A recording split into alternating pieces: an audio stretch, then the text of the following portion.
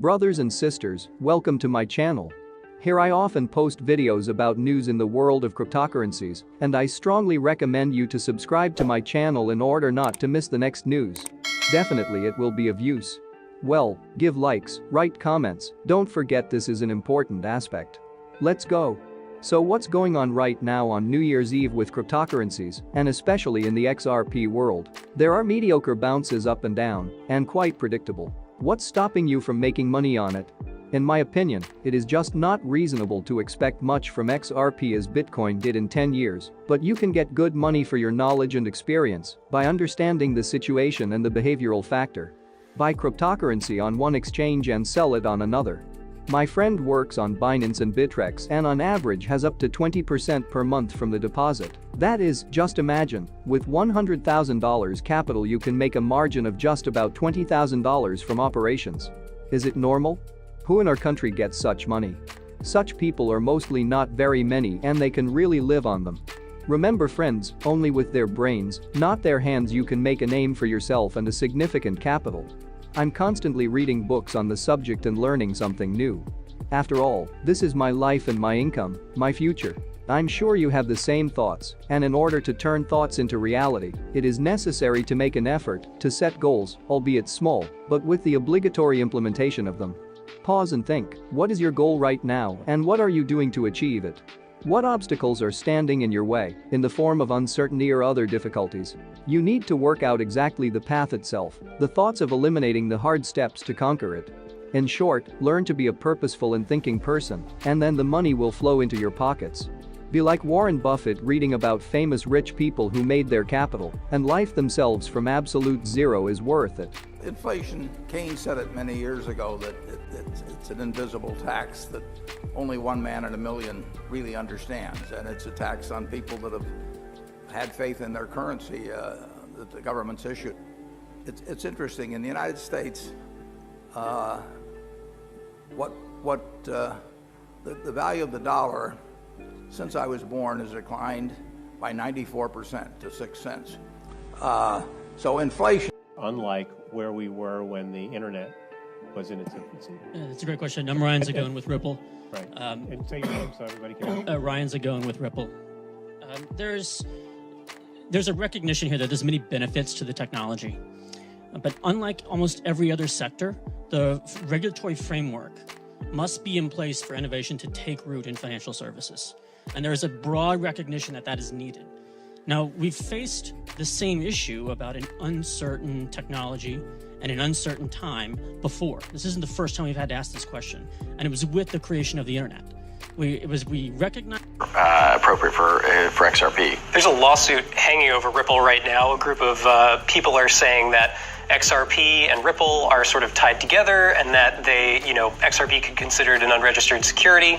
What would you say to them? Well, it's pending litigation, so I'll probably be a little bit,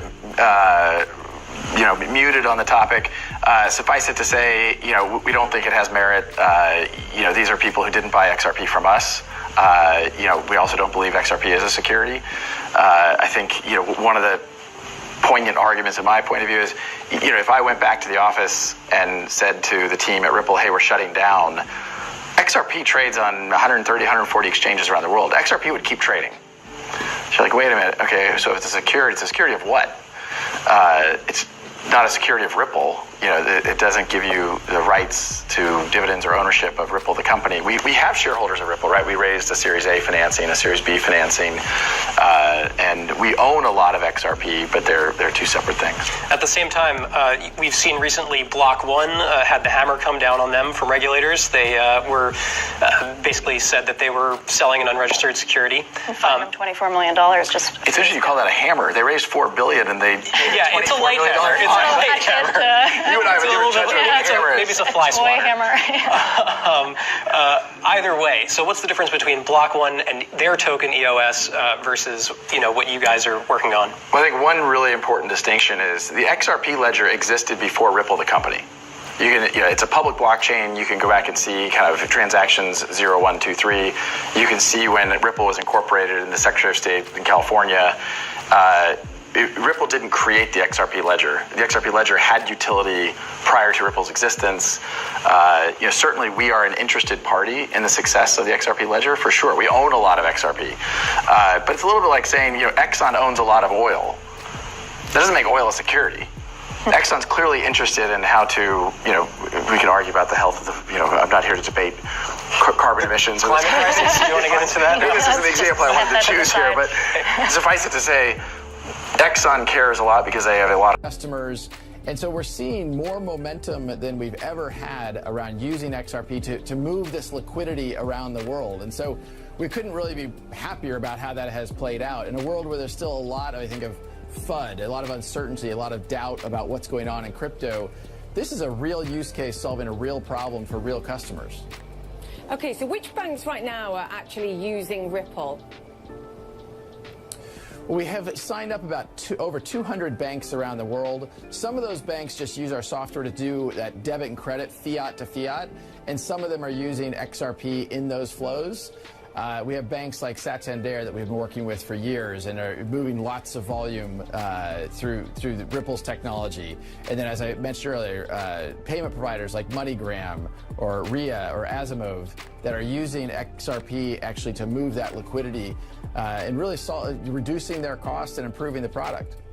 Just in terms of the transactions, though, that you're seeing using Ripple, what proportion of those actually use XRP versus direct, and just where do you see that ratio going? I'm just trying to get a sense of sort of how much XRP itself is actually used as part of the Ripple platform. So I would say the order of magnitude, the way to think about it, is similar to the proportion of customers. So if we've got, I don't know, a couple hundred customers we have launched, 10 to 15 of them we've talked about using XRP.